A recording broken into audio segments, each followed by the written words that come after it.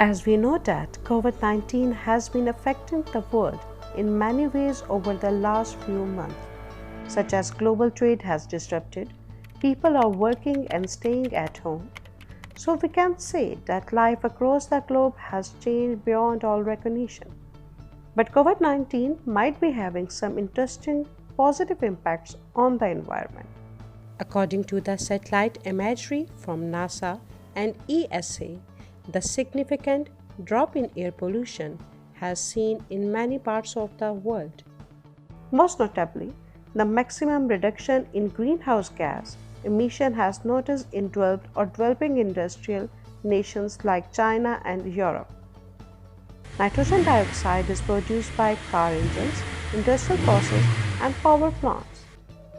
Nitrogen dioxide might be considered as the main cause of myriad of respiratory problems, especially asthma. The city of Wuhan in central China is under strict lockdown since January.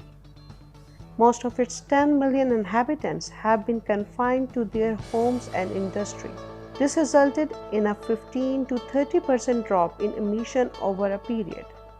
Similarly, another positive impact of COVID-19 is the water of Venus that have been cleared again in Venus. In most areas of Venus, residents have been astonished by how clear the water has become.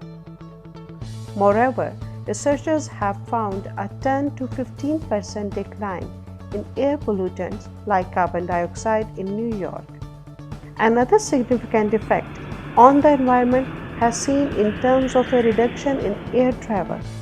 This is considered noteworthy in improving air quality and reducing emissions significantly in the skies above many countries of the world. Presently, China is the biggest producer and consumer of coal. However, marked drop in coal consumption as a positive consequence has also been witnessed in China.